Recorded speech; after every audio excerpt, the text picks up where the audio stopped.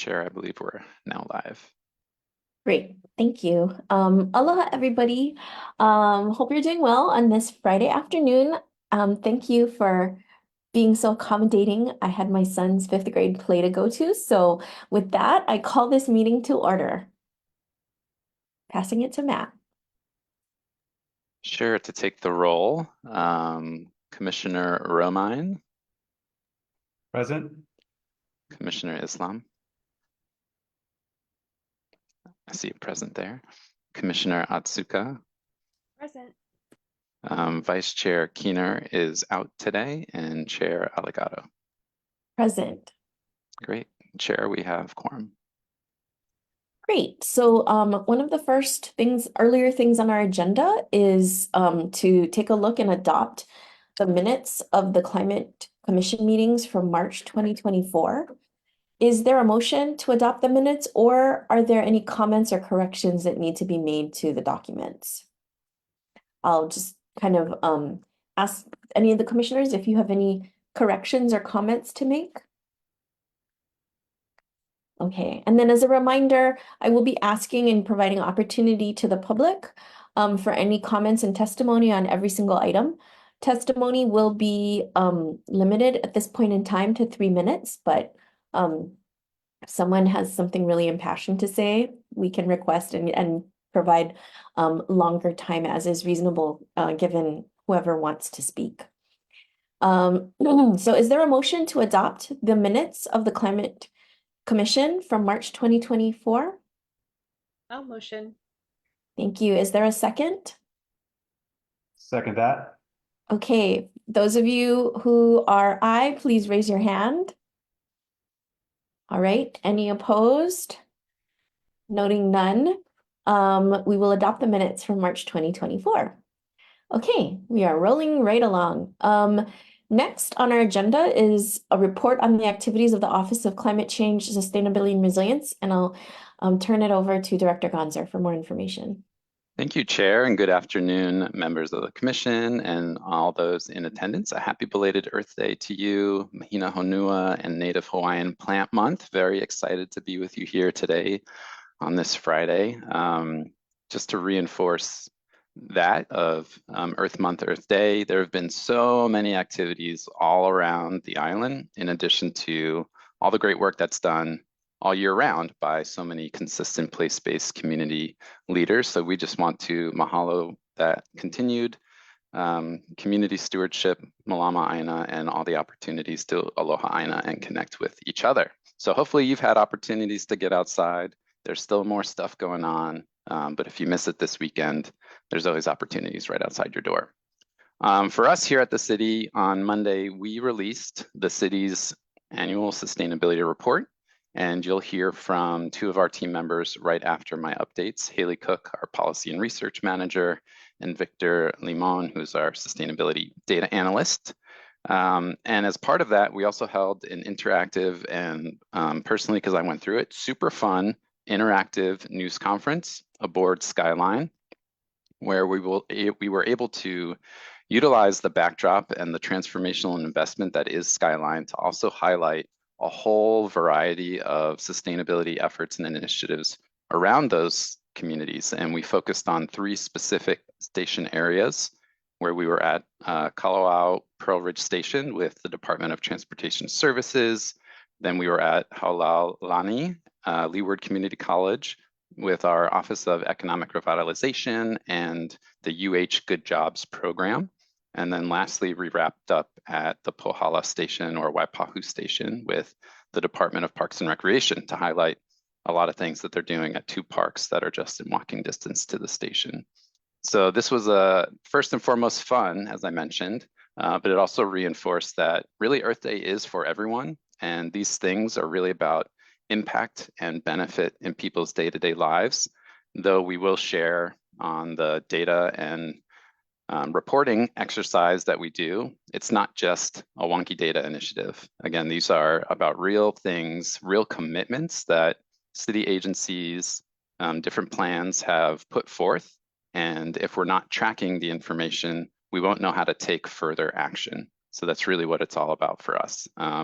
And I'll drop some links in the chat thereafter so that you can read the news release, but also see this highlight reel that the mayor's communications team put together. So a big shout out to our communications and outreach manager, Maya DeVogue, who was essential in corralling all the other agencies. And again, it just really highlights that there's so much work going on. It was super fun and actually easy to bring everyone together to just talk about all the great things that they're doing to continue to invest in community all along the rail line. Moving on, for our team, we welcomed a new team member on April the 1st. Georgina Casey steps in as the Climate Champions Coordinator. She joins us most recently from the University of Hawaii Climate Resilience Collaborative in SOEST, and she's going to be our lead point of contact for an EPA grant that we were awarded very recently to advance one of the actions in the climate adaptation strategy, which is to really build partnerships with place-based community organizations around the island. We're working with 6 in this first go around, though we'll explore opportunities to bring on new participants. And in short, those organizations will get an opportunity to bring on summer fellows or interns, however they'd like to call it, for the next 3 years, paid stipended work. And we will then partner on professional development opportunities and continue to even share out that the work that they're doing, pardon me, phone's ringing, the work that they're doing aligned with their mission also oftentimes is climate change adaptation. So we want to respect, validate, and recognize and uplift and elevate the work that they're doing. And a big shout out to Commissioner Romine, who helped in the pilot project last year and was one of the professional development sort of training sessions that we had done. So we thank you for that. And I'm not sure if you're also on deck for this coming summer, but if you are, thank you very much. And then to wrap up, just wanted to highlight 3 specific projects. We may have mentioned a flood outreach survey at the last meeting that closed on April the 1st. And this is really all about, 1, gauging people's awareness around flood hazards, and then ways that they can mitigate it, inclusive of reducing residual risk with products like flood insurance. We will be recontacting those initial 25,000 targeted survey recipients, as well as the broader public, with the information and data from that survey. And really, it's about us developing further informational and outreach materials informed by the survey, the community responses, so that we can continue to be a voice for getting flood ready and providing the resources to help people get flood ready. Some quick takeaways: we had about just over 1,000 respondents around the island. Of the folks who did provide responses to some of the open-ended questions, about 14% said they wanted to learn more about flood insurance and risk reduction. So that's a positive first step. 1/3 of respondents had first or secondhand experience with flooding, which partly also is a result of the main survey tool that we put out to targeted residents around the island, in addition to the island-wide open period of the survey tool. And then lastly, for the people who already have, unfortunately, a housing burden, about 30 to 50% say the cost of insurance is an additional barrier to obtaining a policy and potentially becoming more flood resilient. We know that flood insurance cannot make you whole, but it certainly can help alleviate some of the issues should you unfortunately be impacted by a flooding event. So more to come on that information and more to help share and extend on that project moving forward. 2 last projects. We resubmitted a grant to the State DLNR Division of Forestry and Wildlife, their Kaulunani Urban and Community Forestry Program. And this is intended so that we can engage community and stakeholders to update our city tree policies and practices. Ever since the resilient strategy and that first commitment to both maintaining and growing our urban forest, we know that there's a lot more we can do in addition to just new tree plantings. And we need to ensure that we protect what we have while we're also trying to ensure that trees that we're putting in the ground have the opportunity to grow, thrive, and provide us benefit back. So hopeful on that, and would be happy to share information as that work progresses. And then lastly, on the updating of our climate action plan and other efforts to bring more resources to that work, just today, we submitted a grant to the US Department of Energy, their Energy Efficiency and Conservation Block Grant Program. And this will allow us to do primarily three things: develop, hopefully, a buildings and energy engagement process to really roadmap our opportunity and the need to address energy use within buildings.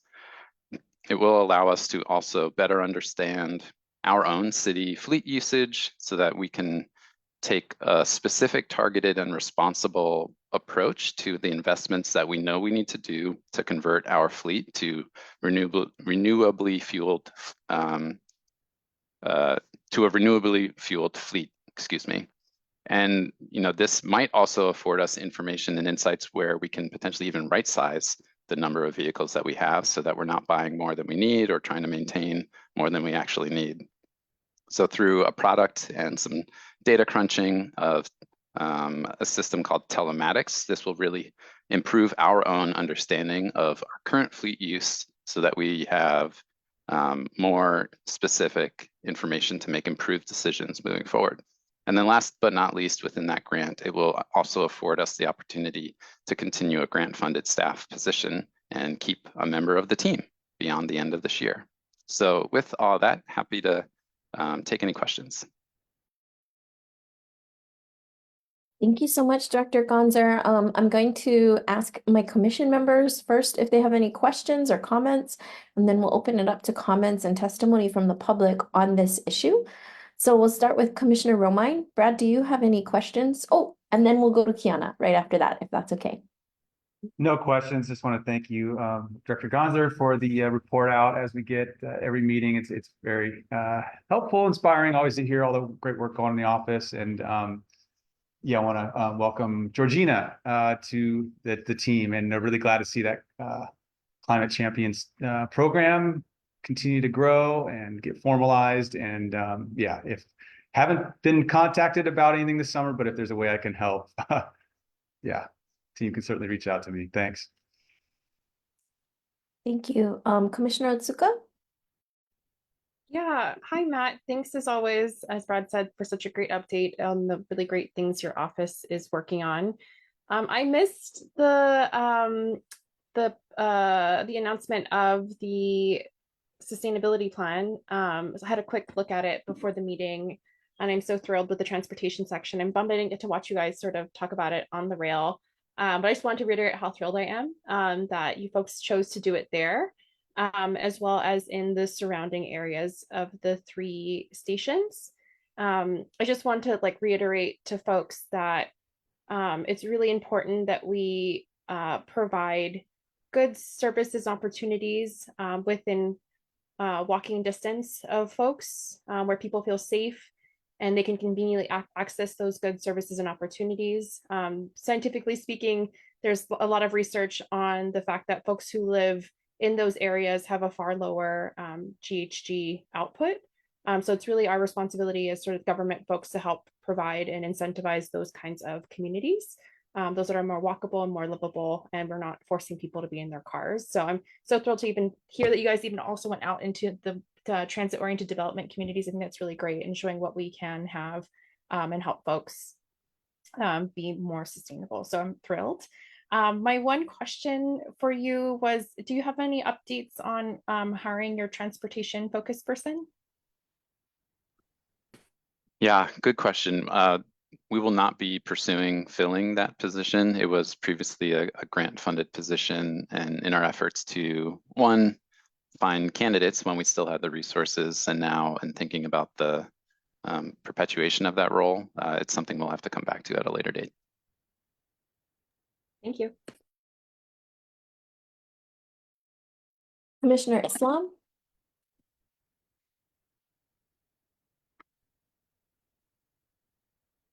I think you have to come off of mute. Is this better now? Sorry. Perfect, no worries. I was on my phone, sorry. I'm in a new setup today. I apologize. But so great to hear the updates, Matt, always, and the work that your office is doing. I was able to catch the highlight reel and I really enjoyed watching it. I actually loved seeing all the sort of directors that are involved to making all of this happen. And I think it just sort of points out that we need a community, right, to sort of have all this big change. So it was really great to see that and just having the office out there. I just want to sort of congratulate the office in submitting their block grant, the energy conservation block grant. I know that's a really big accomplishment. And, you know, just the efforts to sort of focus on benchmarking and building road mapping, that's sort of the next step that we need to take, right, in terms of decarbonization. So great job, but I always, again, enjoy the updates. No questions from me. Thanks so much. And I'll just add before I open it to the public for more comments and testimony. Yeah, I thought it was absolutely brilliant. The strategy of an approach of taking it to the community, taking it to the streets, literally, and the rail. I really loved it. I look forward to, you know, I just thought it was really creative, and I look forward to more ways that the office is going to really bring and engage the public in all of the wonderful projects and works. I did have one question. I think I heard it. I just wanted to confirm for my personal notes. The flood outreach survey, is that the one that's related to the FEMA flood assistance grant that you're working with DPP on, or is that separate? Because I remember in the last. Separate. Okay. So I remember that you were developing a flood management plan. And so I was just wondering how they will inform one another.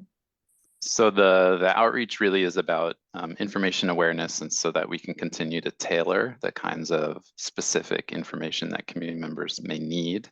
The project grant application that we submitted in partnership with DPP is really about an additional staff capacity within DPP to really ensure that we are actually enforcing to the fullest, keeping people safe and in compliance with the existing flood ordinance. So they're not exactly connected, but certainly within the realm of information awareness and helping to ensure that people are flood ready.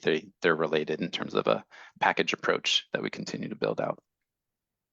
Great, thank you for the clarification. And I just had another question about telematics, this program that's going to, or I guess it's software that is going to be used to get more information on the fleet. Is what other municipalities or government entities or maybe private entities are employing this you know, and do we already have data that we can kind of compare to, you know, when we get our data out?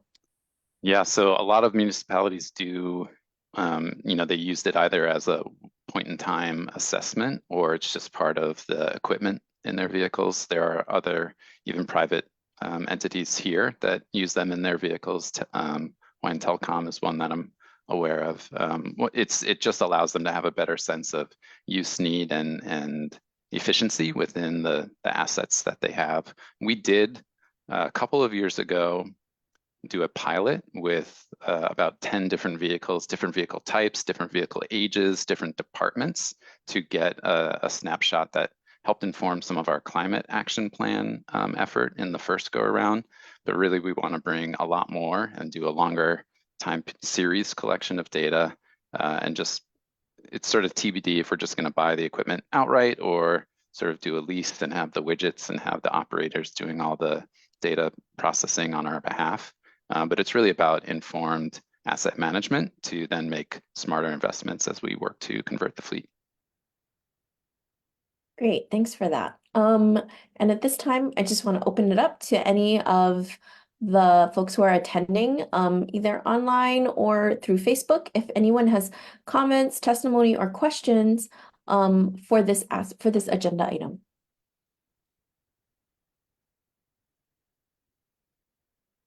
Okay, seeing none, and just again, please flag me down somehow if there is. Let's move to the next item, which is the presentation on the city's 2024 annual sustainability report. And I think Haley and Victor are going to be presenting on that. So really excited to hear from you folks. Great. Thank you, Chair. Members of the Commission, thanks for having me here today to present on the city's 2024 annual sustainability report. I'm going to go ahead and share my screen. And if you could let me know how that looks for everyone. You can see that? I can see it. Great. Hi, everybody. My name's Haley Cook. I'm the Policy and Research Manager here with CCSR, and I help coordinate the development of the city's annual sustainability report. And Matt took a bit of my intro in his updates, but quickly, I want to give another shout out to two members of our team for whom this work would not be possible. So that's Victor Limon, our data analyst, and Maya DeVogue, our communications manager. So big thanks to them for their work in getting to this report. And then also a thank you to our sister agencies here at the city who contribute data and inputs to the report as it relates to their operations. So this reporting is really a citywide collaboration. So for today's presentation, first I'm going to share some background on the report and then dig into each of the main sections and provide some highlights from what we've seen from the data so far. So as Matt shared, the report was released on Monday, on Earth Day. Again, this year it's available as an interactive dashboard. This really allows people to get into the data on a deeper level, explore it in a way that you can't always do when it's kind of static on a page like it is on the screen here. And as he shared, there's Matt on Monday at Skyline showcasing some of the city projects along the route. And that video, I think he shared in the chat. If you haven't gotten a chance to watch, I would encourage you to check that out. And I will say, because the report was released on Monday, we ourselves are still sitting with the data and the information and trying to better understand the trends that we're seeing and determining what our next steps might be to use the data to our benefit for more progress. So for context, this is the city's 6th year of sustainability reporting. So why do we do this every year? At the core, it's an opportunity to pause and reflect on the work and on the progress, and only by knowing where we've come from and where we're at now can we determine what we should be focusing on moving forward to reach our goals.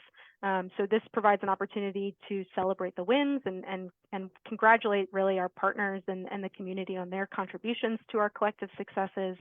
And then we also have the opportunity to see where we need to focus in on and where support is still needed in terms of developing our strategic work plans that keep our goals at the forefront. And at the same time, this is all making sure that our work is transparent for, one, generally educating the public on the work, but then two, helping to build trust and accountability with our constituents that we are doing the work, and we want to ensure that we are responsive to their calls for sustainability and climate action, as we've seen from the charter amendment that created our office, and at the same time that created our office's responsibility to compile this report. And that's additionally backed by our office's charge that was further defined in the revised ordinances of Honolulu. So about the report, it contains about 40 key performance indicators, and those were chosen to be included for a number of reasons.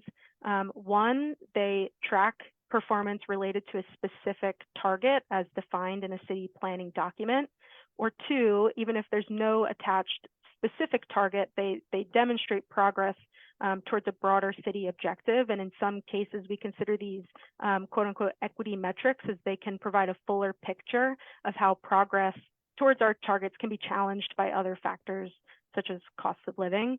And then three, we choose indicators that we try to choose indicators that are regularly available and reportable, because that helps ensure that we can report on this year over year so that we can see progress being made. So this 2024 annual sustainability report primarily measures progress in calendar year 2023. In some instances, the data is only available on city fiscal year, so that's July 1 through June 30th of 2023, and that's indicated in certain data sets in the dashboard. And then also in some cases, the data just lags behind due to collection processes or other limitations. There are some data sets where the COVID pandemic has just kind of halted their availability. So you can see it's very clear in the dashboard the timeframes for each data set. So these are the main sections of the report here. And so what I'm going to do now is just go kind of section by section and dig into some of the highlights that we've seen so far. So the next few slides all kind of look like this. Where on the left, we've got the targets for that section that we're specifically looking at, and then some of the data trends in the center. And then throughout the report, there are also more narrative highlights that aren't specifically linked to any data sets, but we thought it was still valuable to showcase. So in the context of sustainable city operations, we've got specific city targets related to on-site renewable energy. And like Matt was talking about with telematics, the transition of our fleet to a renewable fueled fleet. That is hard to say. And then we also have some specific energy and water use reporting requirements. So from the data that was gathered, and I will specify that for city operations, a lot of the data, this data is on a fiscal year schedule. So we have seen an overall reduction in water usage and electricity usage. This is, I believe, the 4th year in a row that we've seen a decline in the city's electricity usage. And we know that this is related to the city's 2 energy savings performance contracts. The first one is citywide. It covers about 80 facilities. And actually in phase 1, which is just about 10 facilities, we've already seen a savings of $2.7 million. And then the second one is through the Department of Parks and Recreation.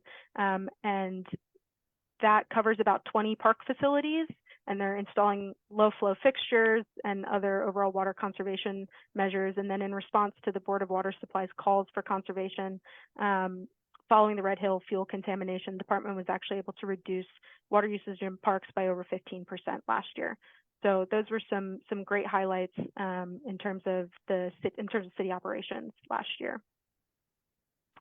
So the next section is in climate action, and our targets in here are aligned with the state targets of 100% renewable energy by 2045 and a net negative carbon economy on the same time period. So our biggest data set for measuring progress here is our greenhouse gas emissions inventory. I will say that this is one of the data sets where the data lags behind. So on the dashboard this year, we do have 2021 data available. We did see an increase in emissions in 2021 as compared to 2020. We expect to continue to see this increase over the next few years, kind of in this post-COVID recovery period.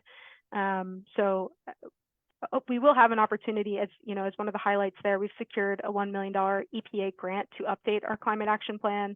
And so part of that work will include additional emissions inventory work.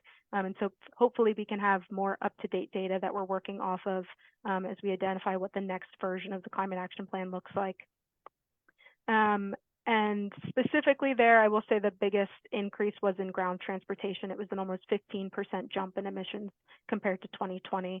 It makes some sense as restrictions were lifting and people were excited to move about more, but it still represents less than pre-pandemic levels of emissions. So we'll see where it continues to go in the future.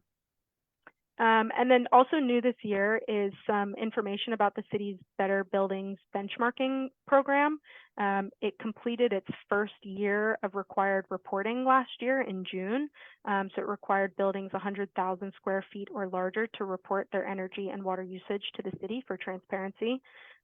So we have data on our the building's compliance and reporting to the city, and it's still early on in the start of this program. So we're very much focused on education on what the requirements are and what the benefits of reporting are. So we hope to see greater compliance in the second tiers deadline, which is this June for buildings 50,000 square feet and above, and then next year it'll be 25,000. So very much still in the beginnings of people, you know, understanding what it means to report their data. For clean and affordable transportation, actually new last year, the Department of Transportation Services published a new transportation demand management plan, and then contained within that plan for the first time, we have specific city targets related to vehicle miles traveled and commute mode share. So we're excited to be able to showcase those in the report this year. And then also the city's pedestrian plan prioritizes Vision Zero principles, which seek to eliminate traffic-related deaths. So those are some of the targets specific in this section. We did see that VMT per capita actually spiked in 2020 and then dropped off in 2021 and has now since plateaued, but it does still remain higher than pre-pandemic levels. And then we did also see a very small increase in commute mode share by means other than single occupancy vehicle. So I think also as in this kind of post-COVID era, people are more excited to get back on public transit, and it's a very small increase, but hopefully that continues to progress over time. But the real big highlight continues to be the exponential growth in the electric vehicle market. We saw a 28% increase in registered EVs on the island and over 50% more EV charging capacity in 2023. So just continue to expect to see that grow as we work towards our ground transportation goals. So the next section is climate adaptation and resilience. We have city targets related to water conservation and tree canopy cover. Some of the data in that section, we can see that wastewater reuse has generally been pretty stagnant for the last 5 or so years, and we'll actually need to see almost a doubling of what we recycle now to reach our target. And we did see a very small reduction in water demand, but the trend has generally been downward over the last 5 years. And then with new tree plantings last year, we're 58% towards our goal of 100,000 trees planted by 2025, and that's planted by both the city and community. We combine those in an online map, which is accessible on our website and on the dashboard. And then the big highlight of last year, the city released its first ever climate adaptation strategy called Climate Ready Oahu. So in the same way that we report on the status of implementation of the Climate Action Plan and the Oahu Resilience Strategy, next year we'll also be able to share progress towards implementation of the adaptation strategy, including the great work of the Climate Champions program, which Matt shared in his updates. So the next section is related to food security and sustainability. We actually don't currently have any city-specific food-related targets, but we do have this statewide target of doubling local food production by 2030. And although we don't currently we're not currently able to track the city's procurement of local food, Mayor Blangiardi has initiated what's called the Oahu Good Food Pledge and Good Food Purchasing Program. So last year alone, over 20 hotels and restaurants signed the Good Food Pledge, and this commits these organizations, the city included, to use their purchasing power to encourage the production and consumption of locally grown food. And then through the Good Food Purchasing Program, we're going to start to work on what it looks like to evaluate our own procurement and start to track some of that. So the goal is that in future years, we have our own data to showcase how the city is doing in committing to it, to our Good Food Pledge. And so because we don't have specific food targets, and we actually don't have a lot of access to great localized data on food production and consumption, the ASR includes other indicators that demonstrate other challenges in the food space, and one of those is economic access. So there are quite a few indicators on the dashboard that kind of highlight what food insecurity looks like on Oahu. And so we actually, through this new data, we've seen a reduction in food insecurity in the past couple of years, and at the same time, an increase in food hub sales.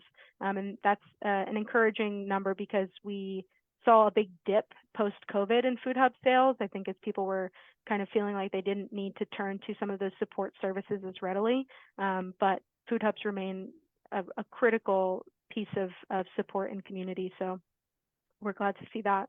And then also last year, the city awarded $3 million in grants to support local agriculture to small farmers and ranchers and growers. And that was very exciting to see that go out into community. The next section's in waste, and our waste reduction targets come from the city's integrated solid waste management plan.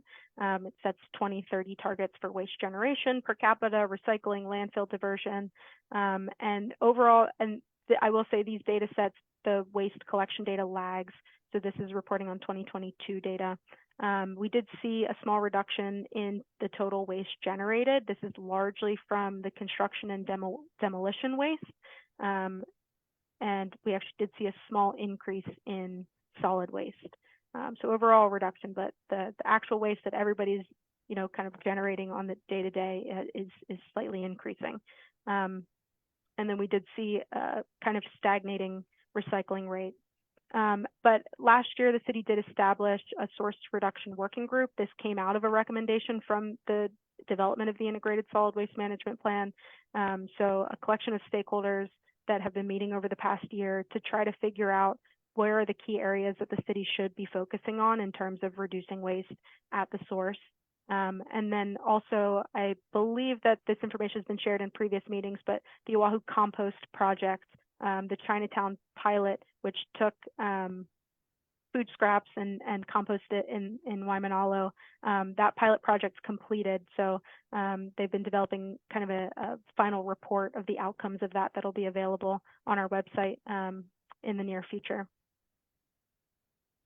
And then the last section is disaster preparedness. We similarly don't have any specific city targets related to disaster preparedness, but we do show a number of data sets, and the one positive is an overall increase in the amount of federal hazard mitigation funding that continues to be awarded to the city. And this is the third year in a row that we've received over $2 million in funding. So we'll hope we can continue to secure those funds for hazard mitigation projects.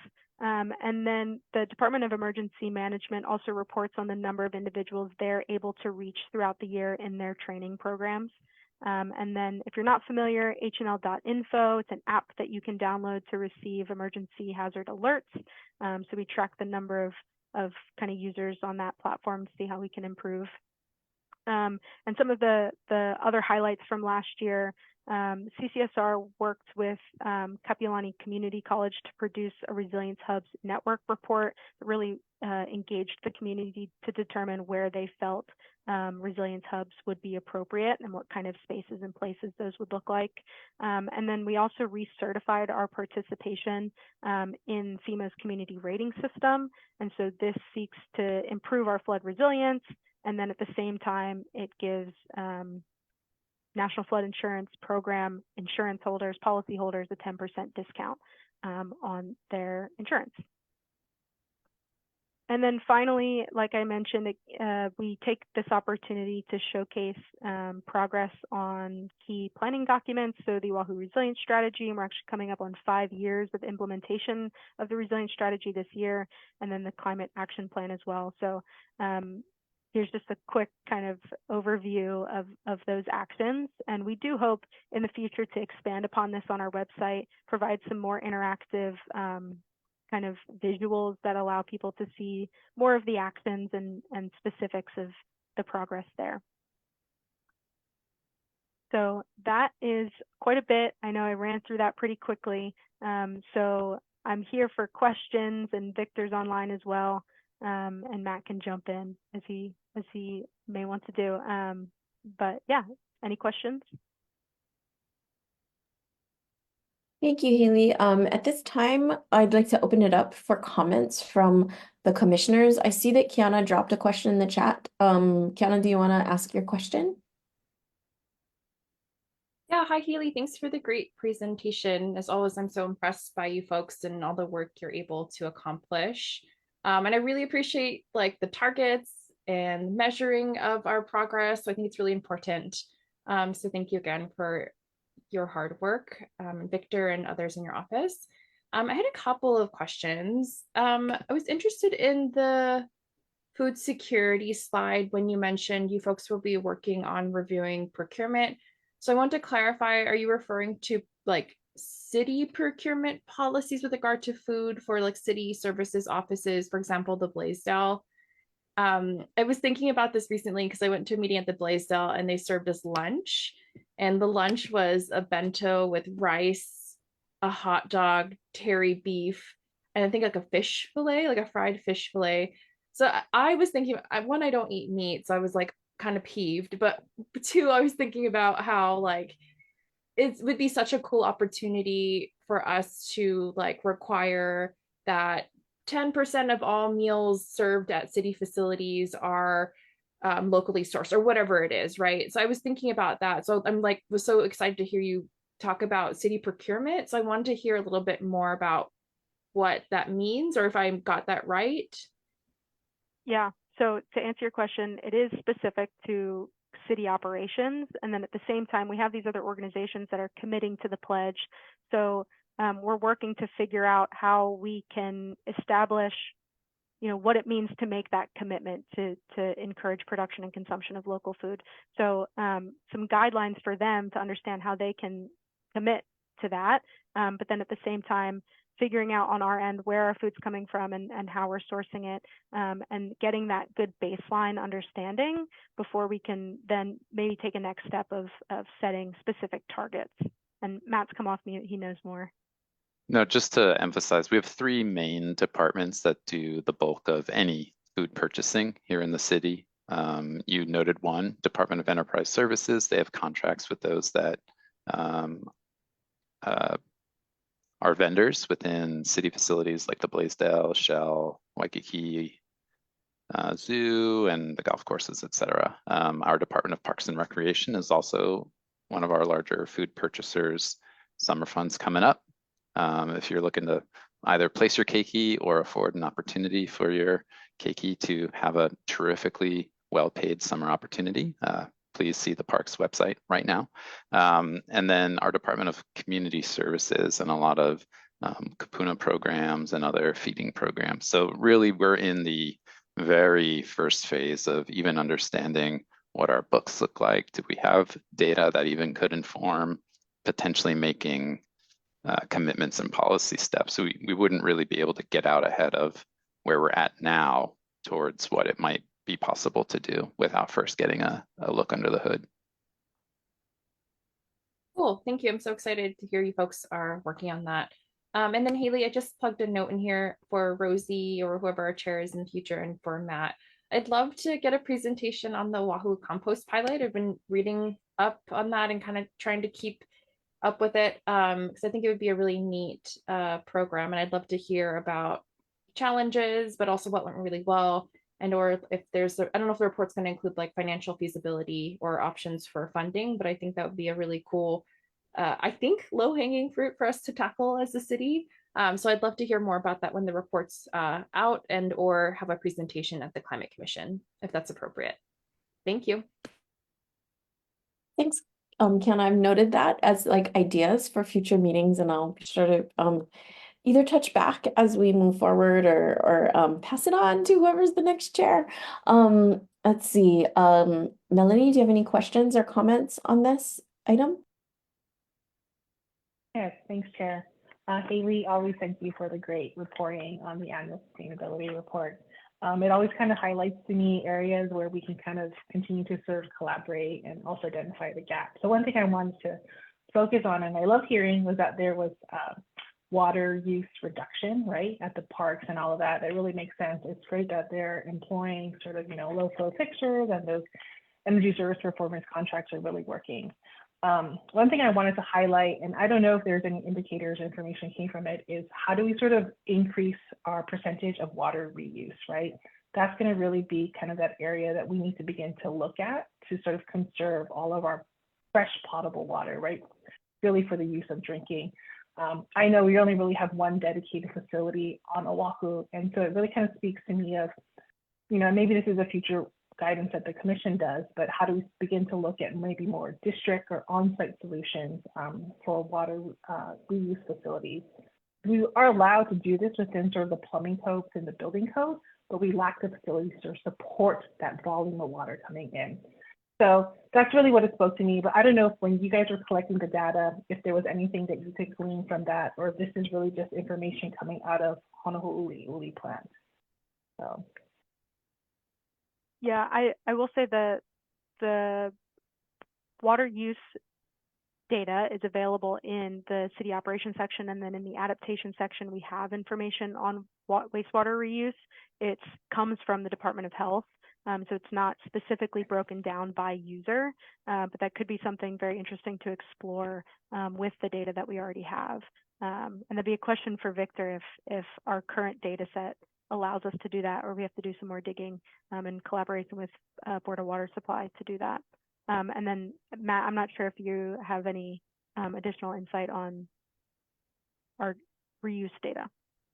Yes, I mean, the way we gather this information is actually through the state's Commission on Water Resource Management. So there's an obligation for water use reporting. So a lot of this is reported up to the state. We see that it's available, and then we draw it back into the dashboard here. It would be interesting, though. I don't know how or if, once we become more successful, how that gets tracked, measured, and potentially known. We certainly have heard of a lot of high-profile projects intending to do it, but I don't know how the meters or the data or any of that would work. It would probably be fairly negligible relative to what, say, a wastewater treatment plant is producing on a daily basis, but we'd want to certainly acknowledge and capture that as best can. Yeah, that's all really good points. I think if we can do that, that'd be great. But I think to make that large scale shift, right, we need to look at larger facilities. But that was just one thing I pointed out. And then the second thing I was just curious about, Haley, you reminded us that you did the study with KCC on the Resiliency Hub. Was any of those findings shared out to the public? I'm just kind of curious where they identified appropriate resilience hubs to be within our island. Yeah, so that Resilience Hub Network report is available on our website and through a link on the annual sustainability report dashboard. I can find that online after this and share it in the chat too.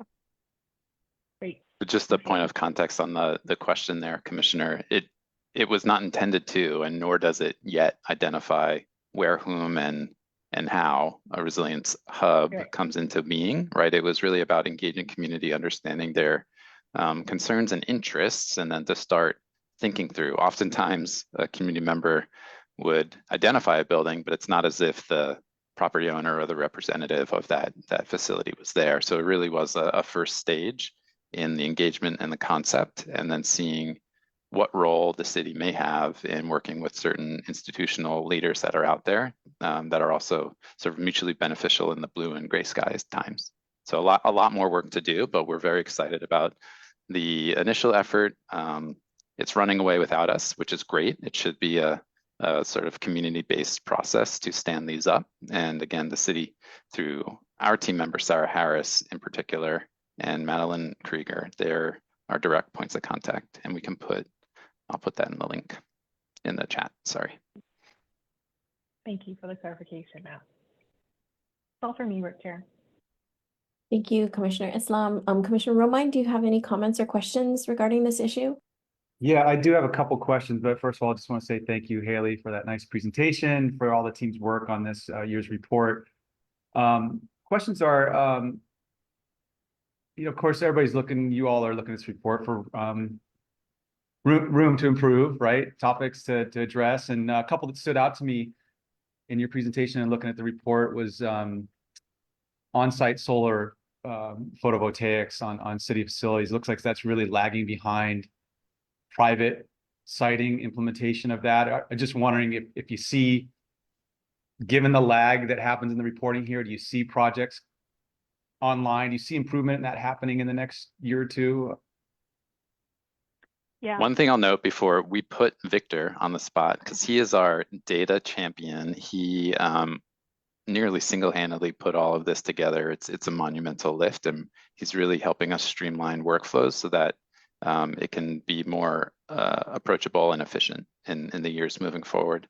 But because it is a live thing, we came to the realization that we now have questions about certain things, and it might be that the data in is not as accurate as it should be. We didn't lose already existing PV facilities on city facilities. Actually, there were more installs. So when we see something like that, it makes us ask those same exact questions, Commissioner. But Victor, I don't know if you've gotten any additional insights in that since we asked ourselves that about a week ago. Yeah, so for the on-site renewable energy, it's actually one of the metrics that are difficult to analyze just because a lot of the data sets are estimated and not actual like measures of how much solar energy we generated. So some sites actually, we don't have actual generated solar data. So we just estimated based on the capacity of those projects. So, and it is possible, although it's kind of difficult to determine, it is possible that we have like overcounted, like or overestimated like the actual generated based on the capacity. And some sites haven't yet provided us the data. So it's for the 2023 number, it's not yet complete. And it is also possible that in the previous years, we have overcounted how much we generated. There's a lot of uncertainty with regards to measuring how much we actually generated from solar. So that factors into why it looks like we're lagging, but it may not necessarily accurately represent the reality. And I'll just add too, because we want to make sure we're cross-checking these things. We know we've used less electricity, so we're gaining more efficiency. We don't want an abundance of solar to be an excuse to use more electricity per se. So that's why it's really important to have multiple ways to track and measure. But the on-site renewable actually is a thing within the city's climate action plan, which is why it's additionally specifically included. And then just to answer your question about looking ahead, yes, I anticipate to see that number grow in future years. There are a number of PV installations being constructed or soon to be constructed as part of the city's energy savings performance contracts. All right. Thanks, Victor, Haley, Matt, for the explanation there. The other question I had was in regards to disaster preparedness measures, benchmarks. I think I heard you say, Haley, that though you report out on a number of things, there aren't specific benchmarks that you're tracking from year to year, if I understood that right. Are there some that you're discussing that maybe you want to add, begin tracking? I mean, I just looking at the online report, could be things like improving wind resistance, retrofitting of private or public buildings. Just wondering if there are some benchmarks that you're thinking about in that sector, that topic. Yeah, the city has a multi-hazard pre-disaster mitigation plan that is updated every 5 years. And so that planning process, I believe, is just beginning. So maybe as part of that planning process, we'll learn more, you know, as you kind of develop a plan and a plan update, you kind of get that picture of where we've been and where we're going, and that can help lay the foundation for what a benchmark might be. Other than that, I'm not too familiar with what else the city may be looking at or the Department of Emergency Management might be looking at in terms of benchmarks.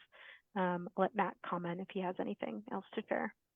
No, at least on that last comment about improving home safety, and this is something I'm familiar with when we all work together at UHC Grant, just the challenge of being able to actually track that. We don't have a means or a method because oftentimes it's not things that require permits, and that should even be further encouragement for doing something swiftly to help protect against wind risk. So we'd be open to hearing from others. Oftentimes, as Haley mentioned, a goal or a commitment either exists in a specific department's functional plan or some other thing that they've already committed to, or there's some city policy. We don't have quite that within this realm, but we're always looking for better ways to indicate and even keep ourselves honest about what, if anything, are we doing around the different topics, and then in this instance, disaster preparedness and hazard mitigation. Okay, thank you.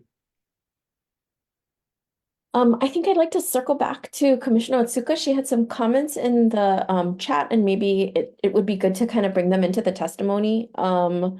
So want to ask if you wanted to kind of circle back and have any additional comments to make with regard to the report? Yeah, sure. Haley, I just popped into the chat some suggestions for you folks to consider in a future sustainability report.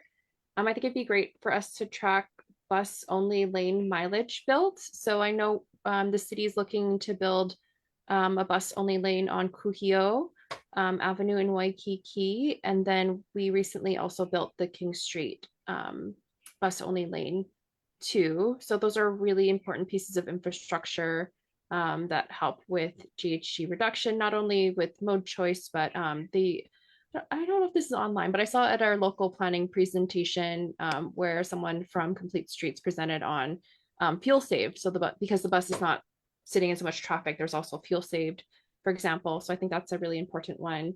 Another thought might be to think about tracking safe routes to school built. So the city DTS also has that data.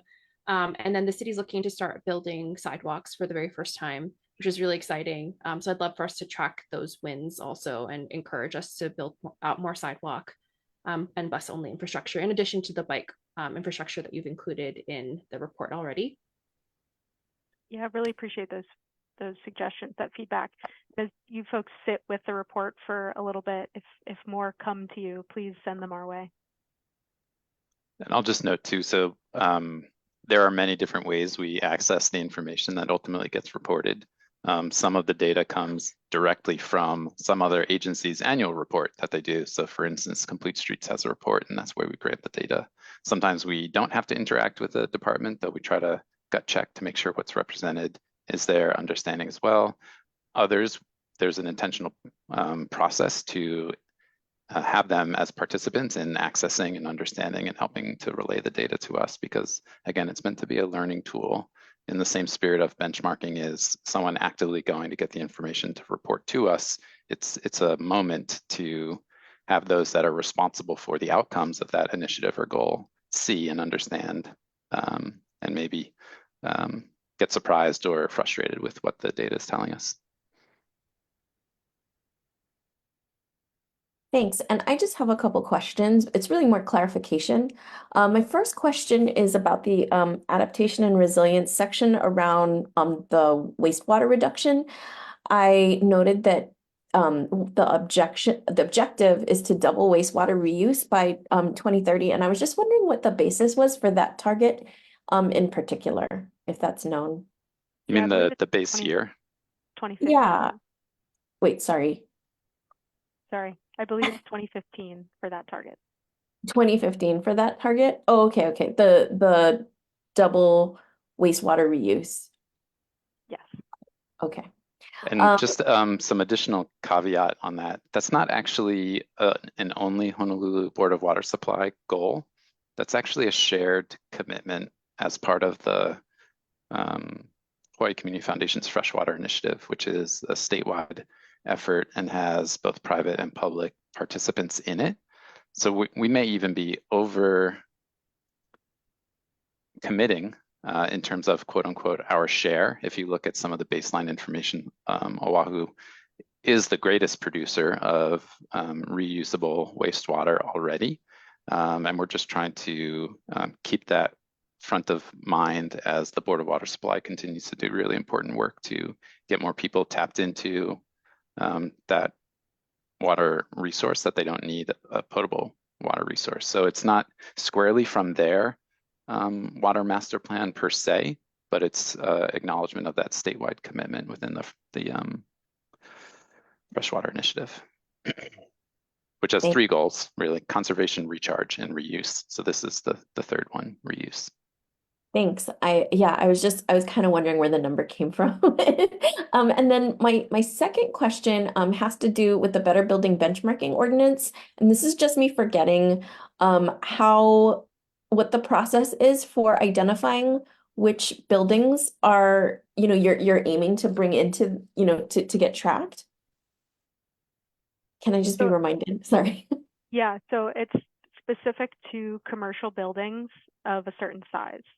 So overall, it's any building 25,000 square feet and above, and then the reporting requirements are tiered over 3 years. So the first reporting deadline was last June for buildings 100,000 square feet and above. This year it's 50,000 and above, and next year will be 25. Perfect. Okay, so I did want to, as I was reading the report, I was trying to clarify between which ones were city, properties and which ones were more commercial or private properties. So that helps a lot. Yeah. They're actually in two different tabs. So the city ourselves, we're required to benchmark all of our facilities 10,000 square feet and larger, and that is under the Sustainable City Operations tab. And then it's under the Climate Action tab, that is the display of the private Better Buildings Benchmarking Program. And that term commercial, not to lose sight, commercial also includes large multifamily buildings as well. So it's commercial in the type of construction, but it also includes residential uses. Okay, but and not then single family residences. so the 54% compliance is with the commercial buildings of a certain size, not necessarily the city's tab. Got it. Okay, and then and this it's actually building and not property size. Is that correct? Correct. That's correct. Okay, and then this applies to the next question, well, maybe to the next agenda item, so I might be talking out of term. So then hotels would probably be certain buildings which would fall within the building benchmark ordinance, is that correct? That's correct. And I'll also put in the chat. So though there's, really helpful information in the annual sustainability report, there's a whole other transparency map that exists for the benchmarking program. So I'll put the website that has a link to that map in the chat, and you can see you'll have to turn on the 2023 toggle to look at reporting for last year, because it'll by default show the in-process reporting for 2024. Okay, great. I'm just asking because I think having some of that data might inform the brief that we're going to be talking about in the next agenda item. Okay, great. Thank you. So at this time, I'd like to open it up to any of the public for comments and questions regarding this agenda item, which is specifically the annual sustainability report. And I'll just ask Maya if there's any comments or anything on Facebook live stream. Not usually, but just checking if anybody has questions. And then I also wanted to note, I'm just going to read it into the testimony because our chats don't make it in all the time. Thank you, Maya. I want to note, and I'm scrolling in reverse order, so please apologize if you wrote it earlier. I first want to note that Katie Roth from DLNR CWORM, again, just wanted to remind us about Act 170 that requires all county and state facilities to convert to reuse water by 2045. And also wanted to note that Chelsea Dow from MPO just wanted to bring up that there were data points that OMPO would be interested in collaborating on. And I just wanted to invite either Chelsea or Katie to, if you wanted to make more comments on that, to please unmute yourselves and feel free to speak on that at this time. Chelsea, please.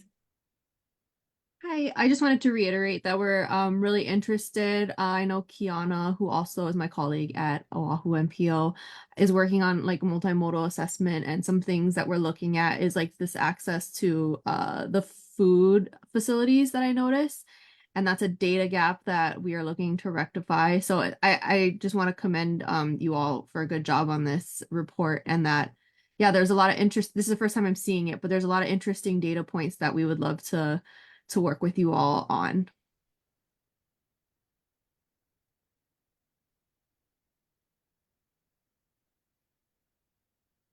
Aloha, everyone. Katie Roth, I'm the Planning Program Manager with the State Commission on Water Resource Management. I'm kind of new to this group, but again, I just wanted to reiterate the involvement that CWORM has in some of these initiatives and kind of keep us in the loop as you develop these policies and programs. I'm hoping to attend more of these meetings to stay involved. Thank you. Mahalo. And if there are any other anyone else who would like to make comments or to provide testimony, please feel free to unmute yourself at this time. Okay, we're just going to keep moving on. And so the next item on our agenda is discussion on the in-development tourism and climate change guidance document. So normally, this is a little bit of a change from the way that the documents are generally developed. In it, some of the historical kind of legacy is that oftentimes we bring things that are in almost full draft form, and then we kind of just edit it in public. Because the commissioners who are taking lead on this, which is myself and Commissioner Keener, who's not here today, tourism is not particularly our wheelhouse of speciality. We wanted to bring it to the commission a little bit earlier to identify if there are any gaps in the content that we've selected to cover. So at this time, I'm going to share screen and just give you a run through of what we're thinking. And then I've actually pulled out potential recommendations. So that's something else that's different about this draft is you notice we don't have clear recommendations. We just have blah, blah, blah draft language. And so the point is that I wanted to bring in more feedback. Also, noting that commission meetings themselves is an opportunity to gain feedback from those who attend the meeting, the general public, the OCCSR. If any of you can identify, either material data that we might be missing that can inform this, or just big gaps. Obviously, this is a large issue, and so we didn't want to cover everything. It's impossible to cover everything. But we wanted to have a conversation because it's an issue that in previous committee meetings we've had, the public has brought up that this is an issue that they would like us to address. So this is very much a community-driven ask from the commission. Before I get started on the presentation, I see that Kiana has their hand raised. So if you wanted to come off Zoom and make a comment before I get started, please do. Yeah, Chair, I wanted to know if you or Dr. Keener have a idea of the timeline for completion. I think that will help me understand whether my comments on your draft are appropriate at the moment. Yes, so as some of you may know, both Commissioner Keener and I are stepping off of the commission in the next couple months. We don't know if we will be done yet.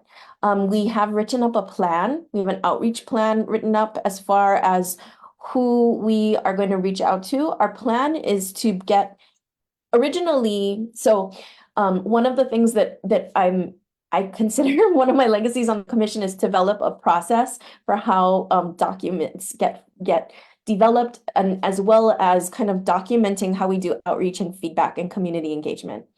So typically what's done is it's drafted, we send it out for comment from content matter experts, we bring it back to the commission, and then we have a larger, broader public feedback. In this case, we wanted to open it up a little bit earlier to feedback. And so while we have also simultaneously begun to ask content matter experts to review it, we thought to just bring it to commission at the same time. So depending on the time frame of when we can get back comments from our content matter expert, and I'll say that some of them are on this, have joined us on the Zoom today. So I'm really excited to get some maybe preliminary feedback. We hope to incorporate that in. And then we have decided to choose maybe like 25 content matter experts as well as industry representatives to give us feedback on the information that we're going to present in this guidance document. So it could extend beyond the time that Vicky and I are on the commission. And so we would seek to pass it on to other commissioners at that time. Okay, great. And I just want to reiterate, thank you for bringing this to the public sooner. That was one of the requests that we got from the outreach that Dr. Romine and I did. So I'm glad we're sort of trying to honor that request from folks to come to the public sooner. Exactly. We're trying to change our process that we developed to really be responsive to public desires and needs. Okay, I'm going to get started on sharing screen. And all right. All right, so please let me know if you can see the presentation. Yep, I can see it. Okay, so the current running title, everything is running title right now. The current running title of this is called The Impact of Tourism on Oahu's Vulnerability to Climate Change. Okay. So I thought I would start this. There isn't a historical background, but I thought I would just get started with a brief history of Hawaii's visitors industry. And as I was thinking about the word visitor, I realized the very first visitor could be viewed as Captain Cook in 1778. But then I began to think about who would be considered as regular people transiting either through or potentially having some impact. And so I guess by the mid-19th century, we had a lot of merchant seamen and whalers who would come to Hawaii on leave. In the late 1800s, we had people who kind of called themselves venturers arriving via steamship. Most of those were not actually tourists in Hawaii, but were passing through en route to other destinations like Auckland, Sydney, and Asia. Their passage kind of correlated with shipping related to the sugar industry at that time. And as far as the numbers of people coming and passing through and visiting and staying for short periods of time, Hawaii really was not seen as a destination because of the cost of how expensive it was to go across the Pacific, as well as the fact that we didn't have infrastructure to support a tourism industry. There were no really a lot of hotels, there were no Waikiki at that time. And so cost and access really created a different kind of visitor industry. In the early 1900s, I say this because of the context of how we think about the visitor industry today. There is a very interesting overlap between the perpetrators of the illegal overthrow of the Hawaiian Kingdom, as well as sugar plantation capitalism and tourism. And so I note that Lauren Thurston, who helped to establish the Volcanoes National Park, was really doing so in order to increase tourism. And the Merchants Association of Honolulu at that time, who of course, again, were made up of primarily sugarcane barons and again, perpetrators of the overthrow, made this really interesting statement that it's really up to the representative people of Hawaii to decide whether or not the territory will not secure a trade that is profitable, besides being a business directed, properly directed, can't fail to result in bringing us an increased and permanent population of the most desirable character. So I thought that was really interesting. The Merchants Association of Honolulu ends up being the early forerunner to what we know today as the Hawaii Tourism Bureau. And it's very interesting that one of their kind of stated, non-stated, this is in their own documents, was to attract a certain demographic of people to potentially increase their governance and stability in Hawaii. It's also interesting that one of the reasons why people at that time sought to increase the tourism industry was because sugar was often very variable in price. And so they wanted a more stable economy. At that point in time, they developed Waikiki as a tourist destination, but the numbers again were quite small. And I should also say at this time, we began to see more steamships that were coming in. Ships like the Lurleen, the Matson had really developed that industry. Post-World War II, however, the mode of transportation to Hawaii really shifted, and we saw this increase correlated with the start of jet plane travel.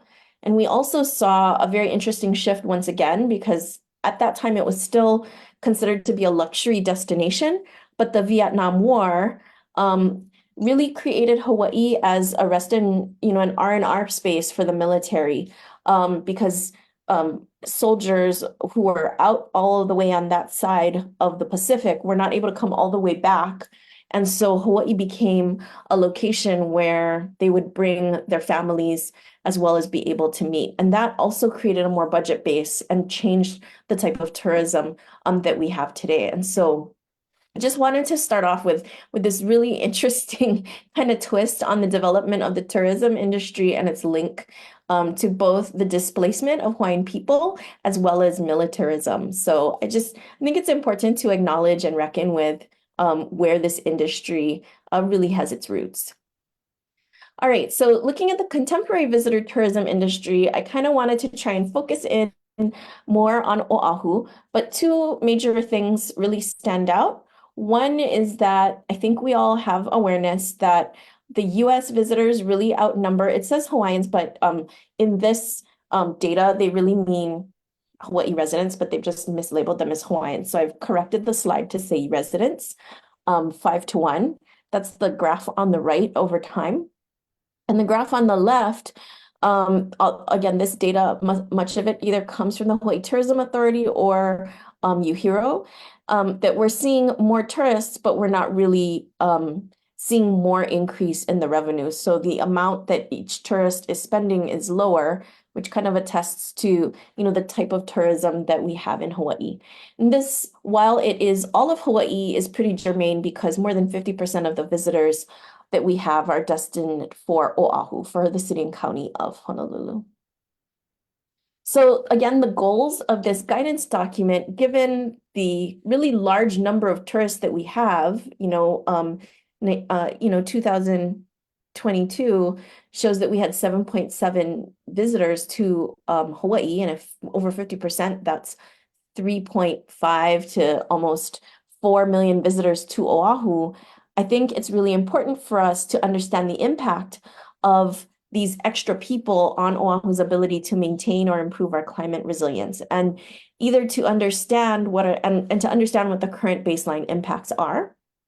A secondary goal is also to identify potential information gaps between the city and the visitor industry that we can maybe ameliorate or create, a connection between that would improve resilience. So from now on, I'm going to just take you through the aspects of the guidance document for folks who haven't had time to read.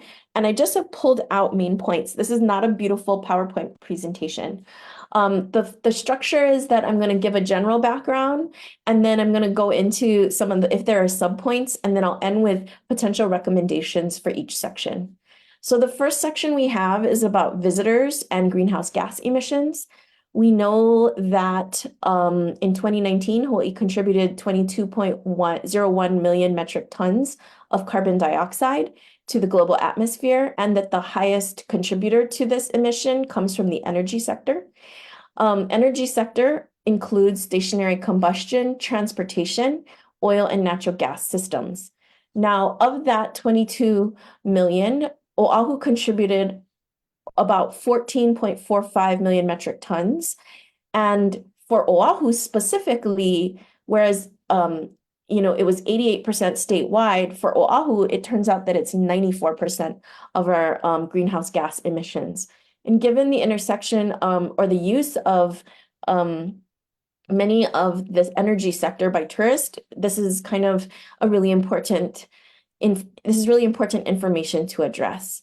Now, we've broken it up into aviation as well as vehicle transport. For aviation, and again, this is just when we're looking at a one-way in, and this is complicated too by the fact that how do you split air aviation? This has often been an area of interest, I should say, for our community, is to have this desire for the Honolulu Climate Change Commission to look specifically at aviation contributions, but it's very difficult because we're looking at interstate transportation. So we don't know how to split the carbon necessarily even easily. But one way to look at it is to see that 4.95 million metric tons are attributed to domestic aviation and 1.64 to international bunker fuels. Now, one thing to do is apply a couple of factors. The first is the ratio of passengers to cargo. So you take that, you multiply by 0.84, and then you multiply a 0.86 to account for the pre-pandemic ratio of visitors to residents. And what you get when you apply that is that that's one way, then you multiply it two ways, apply those factors, and we have about a 9.52 million metric tons attributed to the visitor travel footprint. So that's for aviation. When we look at rental vehicles, here's some of the gaps that we've identified in the brief. First, we don't really have a current indicator for greenhouse gas and rental vehicles in Hawaii.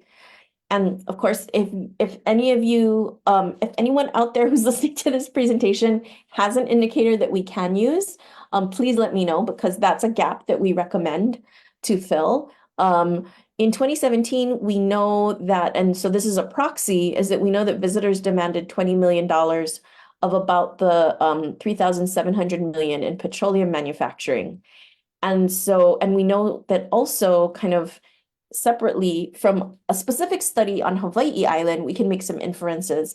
We know on Hawaii Island, 20% of the total energy was consumed by sectors in the tourism industry. So potential recommendations for visitors and kind of looking at greenhouse gases and particularly rental vehicles is maybe we can establish an indicator for greenhouse gas emissions from, I'm sorry, I didn't finish that sentence, from vehicles is what that's supposed to say. And one way to do this, I'm not really sure, but we kind of allude to this in the brief, is perhaps we can figure out a way to collect information directly from rental car agencies, because we know if anyone's rented a vehicle that, they note the mileage and such. And so it might be possible to collect that information from the rental car companies. Okay. Moving on, the next sector that we addressed as far as, so again, there's many different sectors we could address, but these are the ones we decided to, focus on primarily, is the intersection of visitors and water. And so just starting off with general information, we know that average annual rainfall has declined over the last century. It's diminished our supply of water. We know that that has left much of Hawaii and Oahu in drought conditions, and drought requires more reliance on groundwater for consumption and limits the ability for the aquifers to discharge. For Oahu in particular, we know that the Red Hill crisis has served to decrease our water resilience, and it's an evolving situation for which we don't understand the enormity of the impacts yet of what will happen. So acknowledging all of that, we also acknowledge that isolating the consumption of water by visitors is super difficult. However, one accepted method for trying to disaggregate resident and visitor consumption would be to base the state's input-output data and implement a complementary general equilibrium model.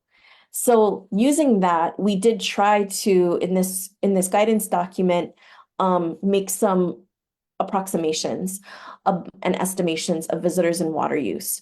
So we know that in 2019, Oahu consumed a total of 47,500 million gallons of water. And we also know that 6 out of the top 10 consumers of water on Oahu were golf courses. Again, this is an activity that is done by both residents and visitors, but perhaps we can maybe utilize information as to the demographics of who are utilizing golf courses to maybe assign some values for that.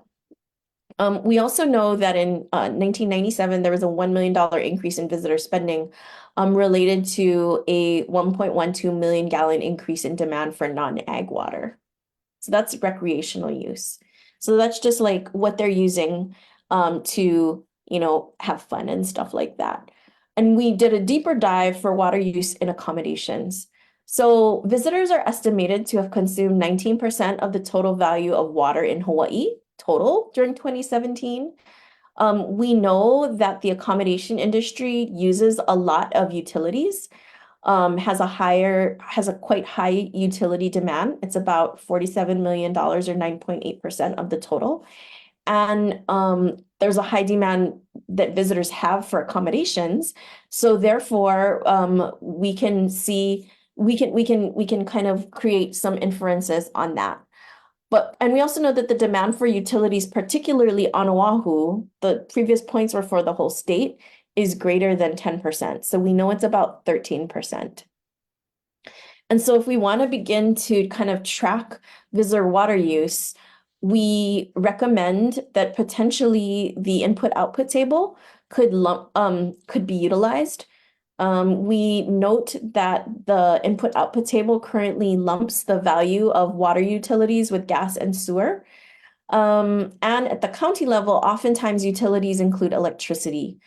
So perhaps a more precise estimate would allow us to decompose those individual utilities and allow us to make better inferences specifically with regard to utilization. I know we were looking for like, oh, how much water are people using? But the first thing we have to do is to have a good way to count that.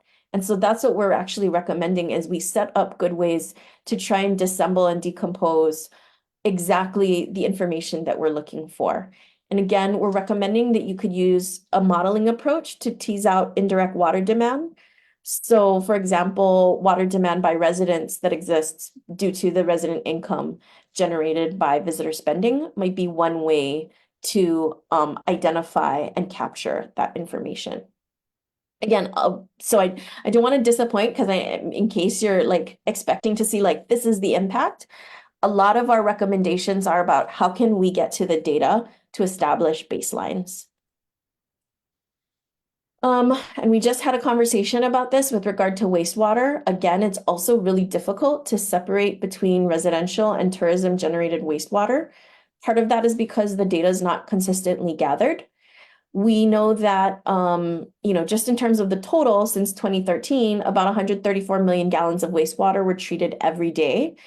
And about 19% of the treated wastewater is reuse. We know specifically with regard to industries that 40 billion gallons of water were consumed at least in 1997, and 22 billion of that ended up as wastewater. So we are trying to figure out how to dissemble and correctly attribute use. I think that is the most important question, is if we're interested in tracking the impact, we need to be able to track the numbers. So another kind of consideration when we talk about wastewater is runoff. And so we just want to recognize that we know that runoff from beach showers, often in, popular tourist beaches, have had higher traces of pollutants from sunscreens due to beach showers and other runoff. And so that's another aspect potentially of wastewater that we may want to track, not just usage, but pollution. So, I think our biggest recommendation on that is to try our best to gather data on the water consumed by the tourist industry more consistently. All right. Now I know in the organization, food systems was later, but I just decided to move it a little bit ahead and then group emergency services together with environmental impacts.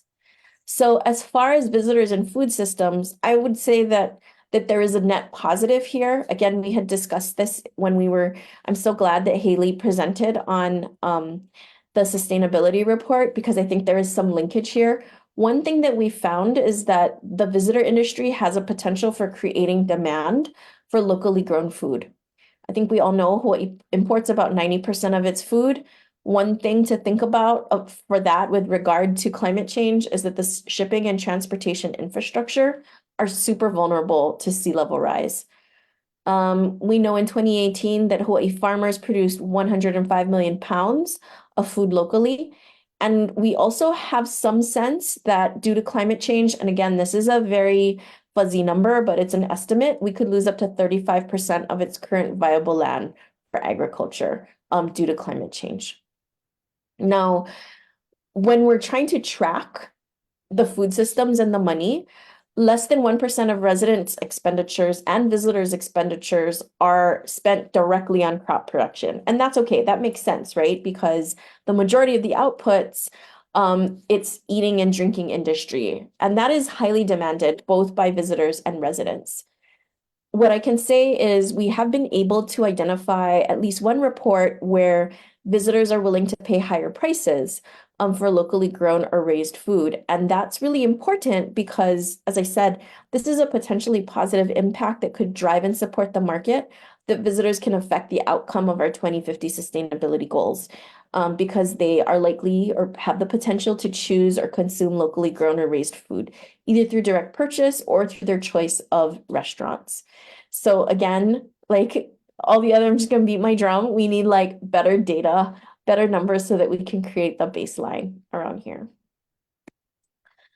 One thing to note, although I did kind of say in the previous as far as recreation, that 6 out of the 10 highest users of water are golf courses. We also know, though, that visitor behavior is shifting. This data comes from a Civil Beat article that was actually drew its data from the Hawaii Visitors Bureau, in which the visitor behavior is shifting. That actually golf is a little bit on the decline and camping, hiking, and backpacking are on the incline. And what that means is that we have to have a better look at what are the impacts of visitors in our natural spaces. So what are some of the environmental and ecological impacts? This is another monumental task, measuring the impact that visitors have. And we have to recognize that the impacts visitors have on these systems can also be exacerbated by the impacts of climate change. So we know from a report by Dolan Eversole, who happens to be on this call, that beachgoers can contribute to the degradation of beach dunes because of the high volume of foot traffic. And beach dunes provide a natural barrier to high wave flooding. The DLNR has also noted that trail erosion is a problem on Oahu. Again, it is very difficult to separate the impacts of visitors from the impacts of residents, but we know that their activity in these areas is increasing. And that erosion of these hiking trails can be further exacerbated by intense precipitation events. that are caused by flash flooding and landslides, which are exacerbated by climate change. And again, these are all areas that I think we need to begin to decide, are these things we want to set milestones for? As far as the degradation of coral reefs, we know that our reefs are already being stressed through coral bleaching and ocean acidification. And, this is one of those balance things, just like hiking. Our natural beauty, our natural resources are what attract visitors. But this is also what makes our natural environments and coral reefs in particular more susceptible to degradation. We were able to identify one report by Ku'ule Rogers in 2023 who quantified the impacts of visitors to the reef, to Hanauma Bay. And her group noted that there is one reef disturbance for every 2 individuals, which is a really high disturbance number. But from that information, particularly from sites like Hanauma Bay, where we have now information that helps us to look at number of visitors versus number of residents who access an area, that allows us to begin to isolate the impact of visitors compared to the impact from residents. One study that I think we should look to, and maybe it could turn into a potential recommendation, is that the Hawaii Tourism Authority recently put out a proposal to study which visitors frequent trails the highest and utilize cell phone data. That can also help us to assign environmental impacts to visitors or residents. I'm not sure what kind of mechanisms we could use to do that as far as privacy concerns, or if we're using apps or what have you. But I think that's a really interesting kind of way to do it. And another way that we were thinking of as far as looking at coral reefs is that we know of a study being done on the North Shore, looking at point in time counts and looking at the impact of that in the Three Tables area, the Malama Pupukea Waimea area. Okay, and then the final, at least, impact of visitors on Hawaii area that we looked at is visitors and emergency services. This is going to get broken down into 2 kind of areas, sub areas. The first is evacuation, and the second is going to be shelters. So just so we have a sense of what we mean by evacuation services, we're talking about the services around police, fire, rescue, and health, which many of these fall under the purview of the city and county. And so climate-related emergency services, when we're talking about that in particular, kind of relate to examples such as search and rescues in the event of flash flooding or hurricanes, providing health services for impacts related to extreme heat. If there's any other kind of disasters, helping with evacuation, utilizing first responders. And we need to perhaps give special consideration for visitors, because visitors don't understand the areas as well as residents do, and so may not be able to make the best decisions on how to evacuate an area most safely. We have to note that although that many visitors do come to stay in Waikiki when they come to Oahu, and this area is exposed to several climate hazards, and it is a vulnerable location. So emergency evacuation is a vital component of disaster response services in Waikiki. And work by Kim in 2022 found that there is increasing the network for evacuees and the available evacuation times are really important factors for reducing fatalities associated with at least tsunamis, which don't have a climate change component, but are a good representation of what we need to do if we have to evacuate. Importantly, when we consider what happened in Lahaina, we know we can clearly see the importance of evacuation planning, linking the visitor industry and climate-related impacts. Due to efforts by officials in the tourist industry, one of the good things was we were able to get West Maui visitors out in the hours and days to get them away from the area. And that was good because it freed up services and, importantly, hotel rooms for the displaced residents. So, that may be something similar that we need to consider for various areas on Oahu. And if we have to evacuate them somewhere, if there is a hurricane coming, we need to consider shelters. And in 2015, we know that Kempan and Yamashita studied the evacuation in urban Honolulu. And what they did was to create models accounting for shelter accessibility and travel times. And the key takeaway from that study is we do not have an adequate amount of shelter options. And that's for residents. Remember that emergency shelters that we have are not built to withstand winds greater than a tropical storm. And that just in general, as far as our this is like Oahu resident kind of vulnerability, our main point of entry, the Port of Honolulu and the airport, are also very exposed to climate hazards, and that can hamper recovery efforts because it's likely that those areas might be damaged. Sorry, there's a spelling error I just noticed, that the state's hurricane evacuation shelter and planning operations guidelines cite that larger, that's what that word is supposed to say, larger hotels have shelter in place plans. But what that means is that visitors who aren't staying in these larger hotels, if they're staying in smaller or medium-sized hotels or in older vacation rentals, they would need to find an emergency shelter if there is a large storm or other kind of climate-related emergency, because visitors are less likely than residents to be able to stay with another resident or friends. They are more likely to require shelter. Something really important that was identified in 2017 is that these shelters do not always have the necessary supplies to wait out the storm, in addition to not being adequate to withstand certain climate stresses. And also they're not being an adequate amount of options. They just don't have the supplies. And visitors are less likely to have stockpiled food supplies in preparation for a hurricane. Like they're not going to have stockpiled rice and toilet paper the way we do.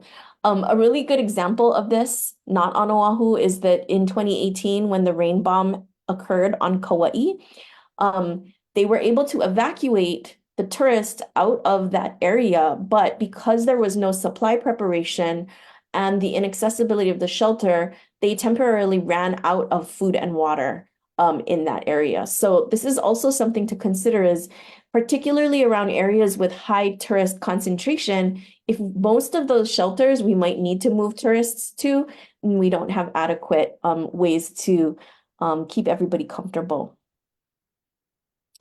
And then another aspect, of course, is displacement.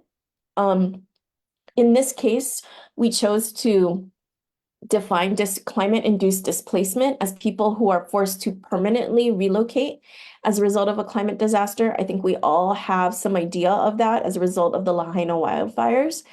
And here's a question that we can maybe pose: is how can the tourism industry support people displaced by climate change? We know that this is not a permanent or really even common solution, in part due to the high cost of accommodations. However, we saw many studies on the continent where they have a lot of budget accommodation solutions, of where individuals were able to be housed in hotels and motels temporarily, well, semi-temporarily, I would say, for months, in the aftermath of large climate-induced disasters. So our potential recommendations in this section is that it would be great to increase the network capacity for evacuees. This would reduce the burden on emergency services during an event, because it would really maximize safety. And I think that's what we really want to do, is we want to be able to be sure and not give the impression that we're prioritizing visitors over Hawaii residents. One positive that I wanted to wanted to highlight for that we in the city and county of Honolulu did was during Hurricane Lane, the city offered free bus rides to evacuation shelters. And it's particularly useful, for instance, for visitors who don't have cars or social connections to know where they can even shelter. We note that perhaps improved signage, maybe not only including evacuation areas, but evacuation routes and safe sites, might be something that's very useful for visitors. And oh, sorry, that was a repeated bullet point.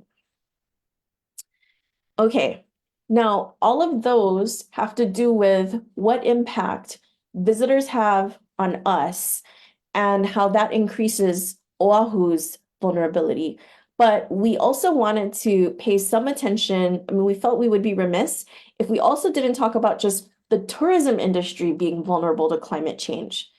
And the major area that we could cite, and again, please let us know if we've misidentified or skipped a gap, is sea level rise. So the tourism industry as an economy is most vulnerable to the sea level rise in, due to climate change aspects. So because, we're anticipating potentially anywhere from 3 to 5 feet of sea level rise, we are saying that most of the tourism industry in Hawaii, and certainly Honolulu, is exposed, and therefore 41,000 jobs are exposed to this risk.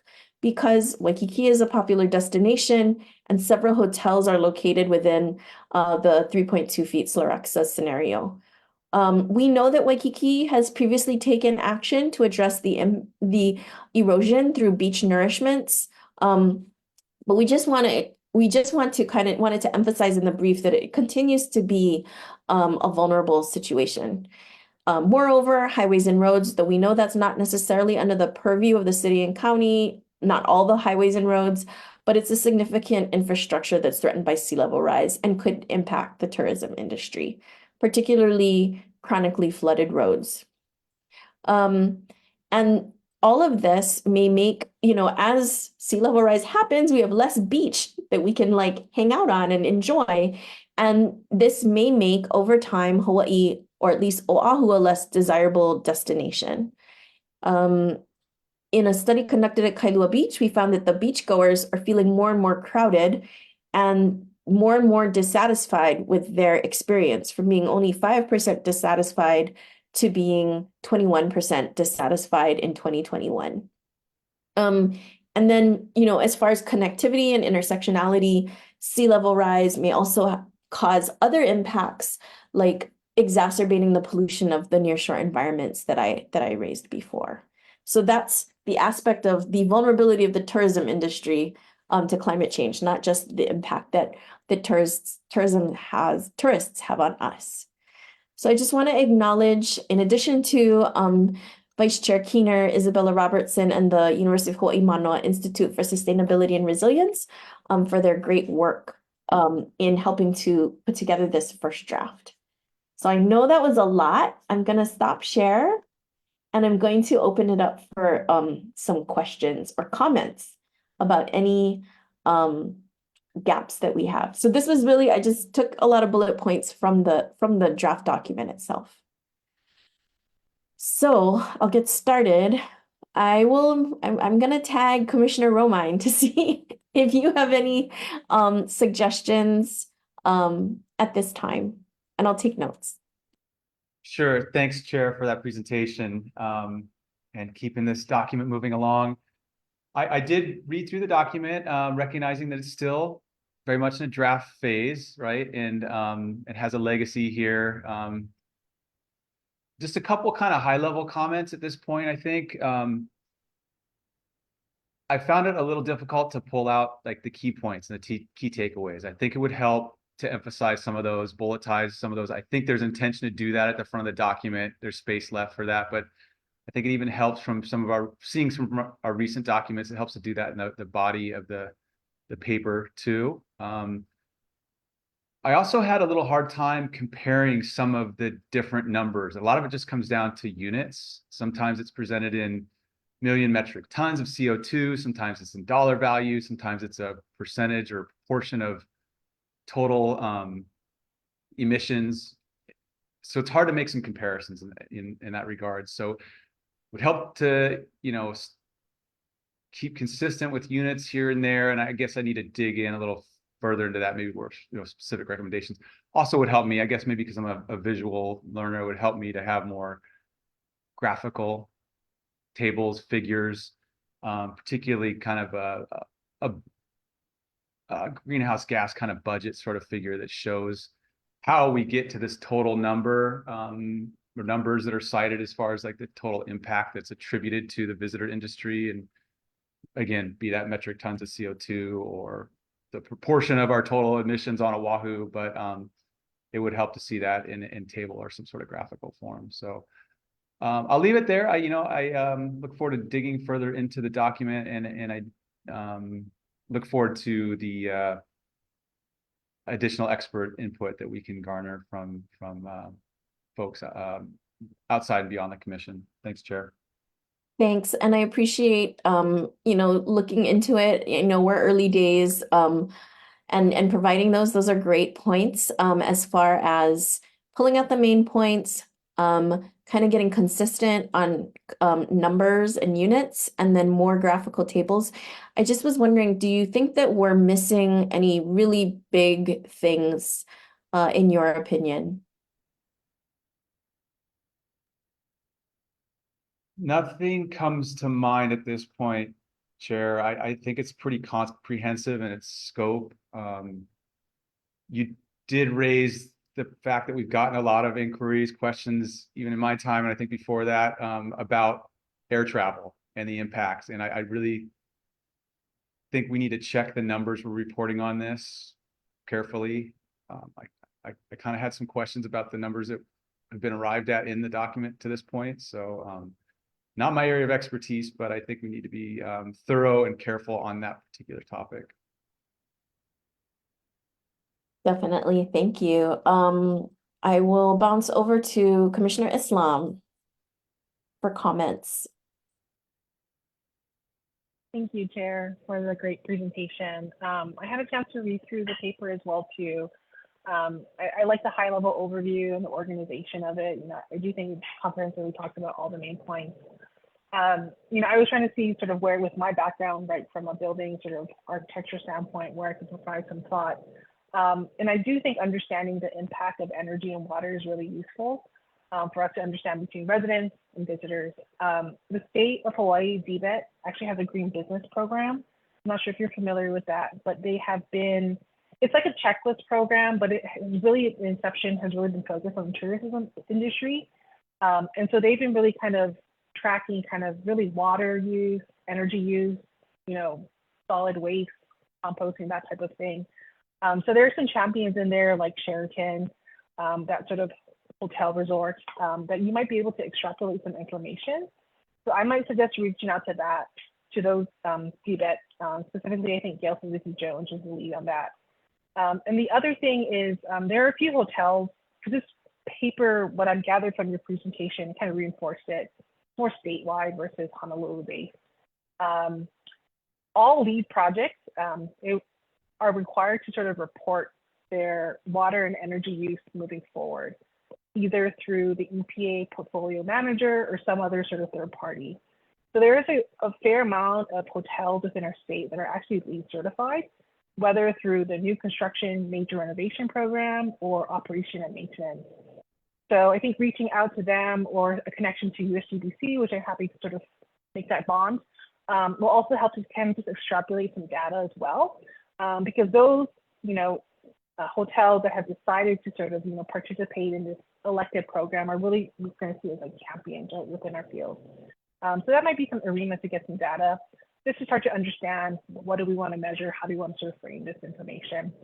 So those are some of my initial thoughts on that. And then with regards to the sea level rise, I know there's been a lot of papers and studies done throughout Waikiki. So I don't know if there's any value in sort of analyzing them and seeing at least some adaptation discussion that's been talked about that. I do know from a sheltering standpoint, that's a big issue for us. And I do know from the structural engineers that I work with, there has been at least an assessment on a state level of which state facilities could be hardened. So it might be good to look at that and sort of overlay that. So if you want some recommendations or connections, I'm happy to make those as well. Yes, please. I would like to know, maybe email them to Corinne. I'm trying to figure out. Director Gonzer, do you have an idea of how we can best be in compliance with sunshine and get some of these resources from Commissioner Islam? We can help be a conduit for certain. Yeah. Okay, perfect. Especially if they're coming direct from a commission, but the commissioners themselves can directly engage and ask others. Okay, great. Yeah, and Commissioner Islam, if you have some of that information, you can like drop it in the chat as a way to start us getting the links of where to look these things. That would be really wonderful. Okay, Thanks. Commissioner Otsuka, do you have, what are your comments or thoughts? Yeah, I wanted to chime in on the ground transportation piece mostly. And the reason I was asking about your timeline is because there are kind of a couple different moving pieces with regard to sort of answering the data gaps, but I don't think it's gonna be done in time. So my full-time job where I work, we're working on updating our visitor travel model, which would be able to predict, given some surveys with visitors this summer that we're doing, what our vehicle miles traveled is, and then what our greenhouse gas emissions are from visitors. So that includes if they rented a car, but also if they took like Uber and Lyft, for example. And I know that's kind of a big gap people are trying to fill sort of in my field. And I imagine in this paper too is visitor travel and emissions related to Lyft and Uber rides. So that should be ready by the end of the year. So I think if we're thinking you and Dr. Keener will finish before the end of your term, that won't be available, but maybe a recommendation can be referred to or talk to Oahu MPO about the outcomes or the outputs of their visitor travel model, for example.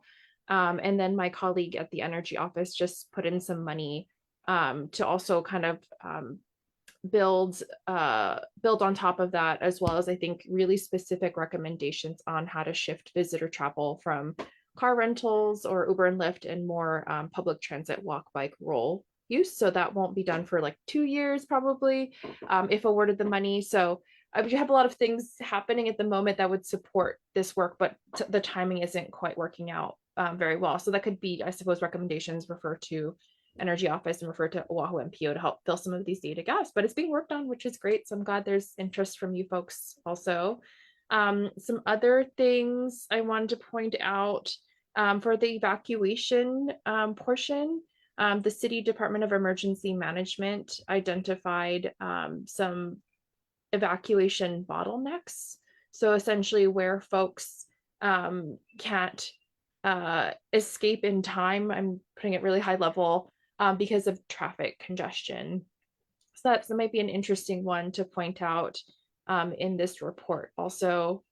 And then I think there's a nice overlap kind of between all these topics, but also the environment and ecology piece, trying to get folks to get there, not using like to hiking trails or whatever, because they are typically hard to access via public transit, for example, but helping our visitors get to destinations without their car, including sort of the environmental impacts of stormwater runoff. And then also just infrastructure wise, parking, things of that nature, trying to get them there via non-auto modes, ideally. So sort of a lot of different things happening. And that's all for now. I think there was another one. I was trying to write it down and I got distracted because your presentation was so engaging.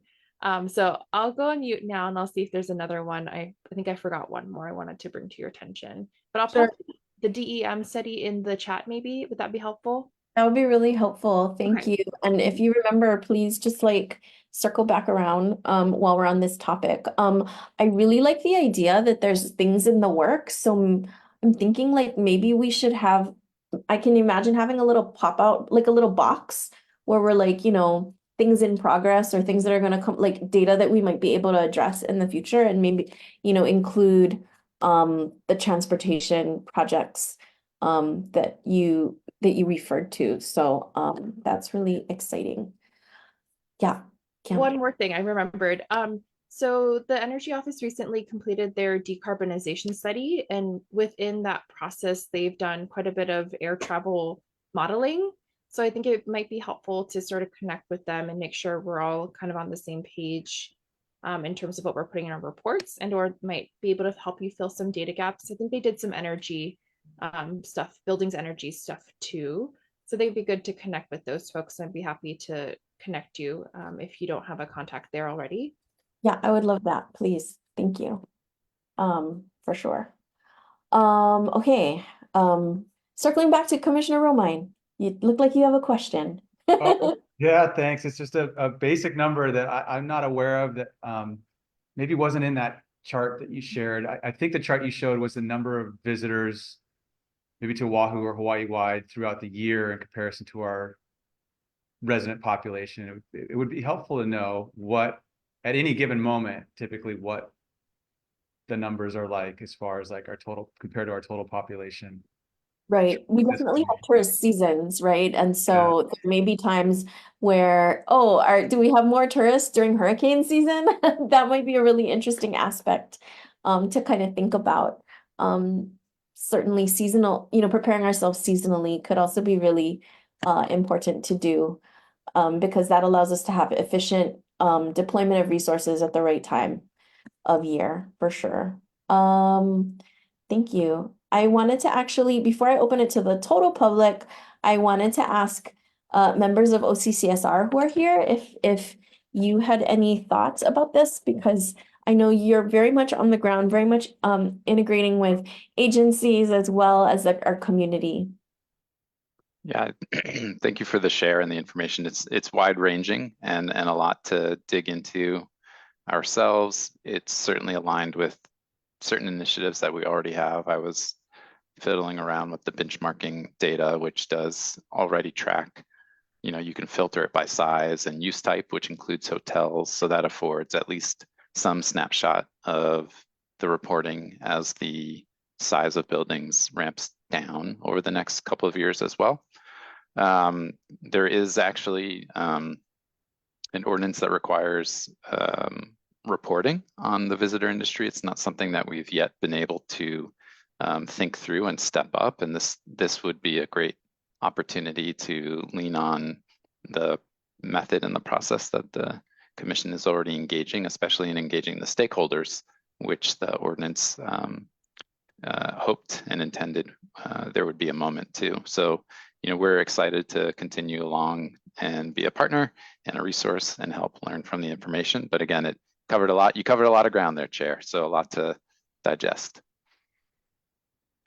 Yes, and I also want to admit I haven't had time to play around with the dashboard much to try and pull out the information, and if there is information that's able to be gleaned, maybe we can work with OCCSR to kind of identify ways for some of this. So I mean that's really exciting that just like the quality and just the availability of data is shifting. And I'll just share also a high degree of compliance as well.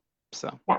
that's great. That's really great. And yeah, I think that's why so much of my recommendations, this brief has also been kind of a little bit in of a while in getting in cooking and coming to commission meeting.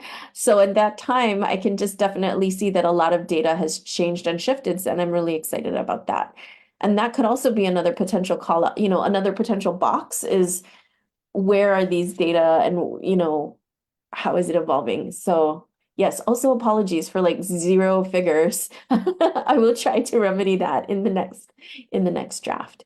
Okay, at this time I was wondering if we can open up to the public to get ideas and testimony feedback from anyone.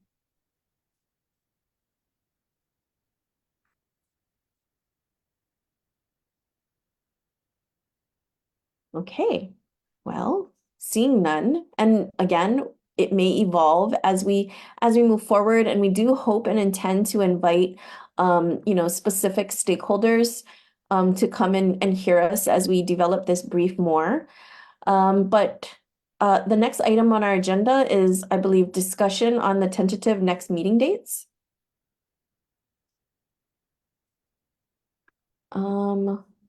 Director Gonzer, I think we have our next meeting date set, right? I believe, and let me, per practice, it's either the 4th or the last Friday. Is that correct? Sometimes that's one and the same. Correct. So I believe the next one is, in this case, I think it might be May 24th. That sounds correct. And then I believe there was an interest in shifting June from the 28th to the 21st. Yes, if that is possible. I think we asked Karan to pull the commissioners to see if that might work. But since you folks are here, maybe I can ask you, is June 21st okay for everybody? 9 to 11, same bat time, same bat channel. Is that good for you, Kiana? June 21? I'm just pulling up my calendar. June 21 from 9 to 11. Yes, there's the state TOD council, but I don't have to attend that. I can skip it. We could also move it maybe same day, like June 21st, but in the afternoon is also possible for me. That works for me also. Okay, so I'll be sure to make sure that works for, I'll ask Karan to pull people broadly and we'll select the time on the 21st that works for all. Okay, great. Moving on. Communications and correspondence from the public. We did not have any this month come in. But anybody, this is another great time if there's anything, or we can roll into item number 8, which is public input for matters not on the agenda. Please feel free to come off of mute and please present any ideas you have. I wanted to note that Felix Gottinger mentioned in the chat that it would be great to ban non-reef safe sunscreen. I apologize if I have mispronounced your name. Yeah, just again, gonna hold space and pause for a bit for anybody who wants to bring things up. Again, this is a time to bring up things like what we should do our next brief on or future briefs. Okay, seeing none, we'll move to our next item, which is announcements. So I want to open it up to my other commissioners to see if any of you have any announcements that you would like to make. Commissioner Otsuka? Oh, sorry, this was the last agenda item. I just want to flag for the other commissioners that we got a request to consider looking at the impacts of invasive species on Oahu and climate change. So it's something I had asked the person who requested it to come and talk about at a future meeting. So in the process of trying to find a good date that works for folks and see if that's something the commission wants to take on. Just as a kind of reflection back, you can always invite people to come and present and then decide together if that is a matter you want to take up. And I think just having information is great. So you don't have to take it up as a brief, but can still have that person come and share information. So I think please keep me updated if the person that you are interested in connecting us with wants to present and I'm still around and it works, I'm happy to put them on the agenda. Okay, Commissioner Romine, you've been dropping some stuff in the chat. Yeah, thanks. I just wanted to mention an event that I've been invited to speak at, not sponsoring it, just speaking at it. This event being held by the seminar group titled Hawaii Shoreline, Legal and Regulatory Issues, Sea Level Rise and Adaptation. I'll be giving a sea level rise and climate change talk to kick that off. There is a significant cost to register, but I just wanted to make sure. I think Liz Krieger from the city might be participating and others from county government and other folks that we all know. So yeah, just raising awareness about that event if anybody's interested. Thanks. Commissioner Islam, do you have any announcements to make? I do not. Thank you for asking, though. No problem. And I just wanted to share more broadly something that happened on Earth Day was that Governor Green made some appointments for climate resilience and marine affairs. Want to give a shout out to former Chair Chip Fletcher. He has been appointed to be a special advisor, I think, to the governor, advising the governor on issues related to climate adaptation. And also wanted to give a shout out to Dr. David Carl, who's the director for the Center for Microbial Oceanography Research and Education. Dr. Carl will be updating the 50-year-old Hawaii and the Sea report that was prepared 50 years ago for the Governor's Advisory Committee on Science and Technology. And so we look forward to seeing what they produce, and especially because I think it's quite germane to the issues that we take on. Okay. Well, oh, Kiana, do you want to do one more? Your monthly reminder? Sure. My monthly reminder that the state of Hawaii is giving folks a rebate for their electric mobility device. So right now, what it looks like is to be eligible, you have to participate in a low-income program, such as SNAP or Section 8 housing voucher. You don't own a vehicle, or you're currently enrolled in college or university. And I'm hoping that with this bill coming out of Ledge, hopefully it's passed and signed into law, that will be expanded to everybody. So I will maybe make a slightly different announcement if this bill is signed into law. But at the moment, if you folks are eligible, please take advantage of this great rebate. Thank you.